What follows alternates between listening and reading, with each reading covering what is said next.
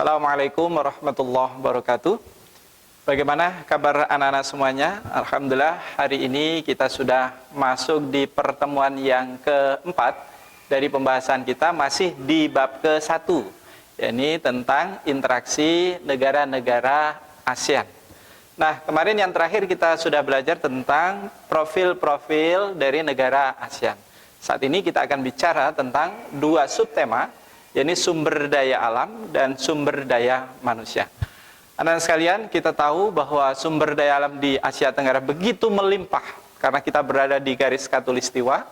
Jadi sumber daya alam yang tersedia ini sebagai bentuk kebutuhan dan kepentingan hidup manusia sehingga dapat meningkatkan kesejahteraan dan kelangsungan hidup manusia. Itu sumber daya alam yang ada di Asia Tenggara. Artinya dia tersebar di seluruh Asia Tenggara, negara-negara yang ada di ASEAN.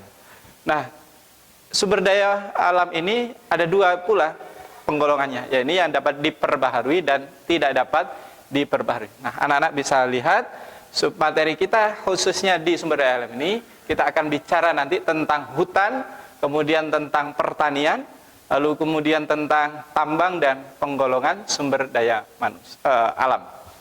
Nah, anak-anak sekalian, di hutan di Asia Tenggara, 50% semuanya ditumbuhi oleh hutan. Dan sebagian besar hutannya adalah hutan tropis. Nah, apa itu tentang hutan tropis? Nanti anak-anak lebih lanjut bisa belajar di slide berikutnya. Selain hutan tropis, ada hutan monson tropis, hutan belukar, ada hutan gunung, dan hutan pantai, serta hutan rawa. Nah, anak-anak, hutan penghasil utama kayu, tapi juga ada hasil-hasil lainnya. Nanti anak-anak cari dengan cara mengeksplor tentang hutan. Kemudian anak sekalian, sumber daya yang kedua adalah pertanian. Nah, pertanian sendiri sebagian besar, hampir 50% penduduk di Asia Tenggara sebagai petani profesinya, kecuali Singapura, Brunei Darussalam, dan Malaysia yang sudah mengarah kepada negara industri.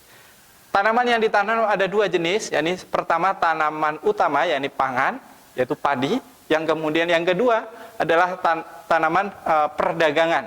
Ada karet, sawit, tebu, kelapa, teh, abaka, jute, teh, dan serat abaka tadi yang untuk goni sangat bermanfaat bagi manusia. Kemudian yang ketiga, anak-anak, adalah bahan tambang. Bahan tambang, ada bahan tambang logam, tambang non-logam, dan tambang bahan bakar. Apa saja? Nanti anak-anak bisa pelajari lebih lanjut. Kemudian yang keempat adalah penggolongan sumber daya alam. Penggolongan sumber daya alam ini ada tanah, ada hutan, ada perairan, ada tambang dan logam. Nah, anak-anak semuanya, tanah ini sebagian besar di Asia Tenggara adalah tanah jenisnya vulkanik dan aluvial. Vulkanik berarti dari vulkanisme pegunungan yang sangat subur untuk pertanian. Kemudian yang aluvial, ini dari tanah endapan. Dan ini juga sangat subur. Kemudian hutan, sebagian besar ada hutan tropis. Di situ banyak ada flora dan fauna yang sangat kaya di Asia Tenggara. Lalu kemudian ada perairan. Jadi perairan yang ada di Asia Tenggara juga sangat luas, terutama Indonesia. Nah, perairan ini banyak memberikan sumber kehidupan dan juga aktivitas ekonomi. Lalu yang ketiga adalah tambang. Tambang, karena kawasan Asia Tenggara ini dilewati oleh pegunungan Sirkum Pasifik dan Mediterania, banyak juga vulkanisme, maka sangat kaya dengan bahan tambang. Nah, kemudian sub yang kedua, yaitu sumber daya manusia. Anak semuanya, kita tahu ASEAN memiliki sumber daya manusia yang sangat banyak.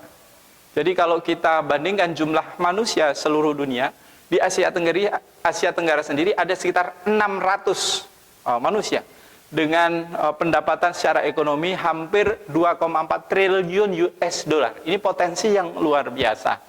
Nah, sementara pada sisi yang lain, tenaga kerja yang ada di Asia Tenggara ini peringkatnya cukup rendah. Nah, ini tanggung jawab kita semua, termasuk anak-anak yang ada di Indonesia, bagaimana meningkatkan kompetensi dan skill. Indonesia sendiri dari 1.000 penduduk, kompetensi keterampilannya hanya 4,34%. Kemudian Filipina 8,3%, Malaysia 32,6%, Kemudian Singapura 34,7%. Jadi perbedaannya sangat tinggi. Pertumbuhan penduduk di Asia Tenggara yang memiliki pertumbuhan penduduk tinggi, yakni ada Laos, ada Malaysia, dan kemudian ada Filipina di atas 2%. Kemudian yang sangat rendah adalah Singapura dan Thailand. Indonesia sendiri berada di tengah-tengah, jadi pertumbuhannya cukup terkendali, ya. Kemudian yang selanjutnya kualitas penduduk. Anak-anak bisa cermati nanti. Kualitas penduduk di Asia Tenggara, terutama negara kita. Kita lihat, tahun 2015 kita berada di peringkat 113 dari 230 negara. Kemudian pada tahun 2019 ini, Indonesia berada naik sedikit, yakni peringkat 87 dengan skor 0,53%. Tapi kita berada di nomor 6 di antara negara-negara Asia Tenggara.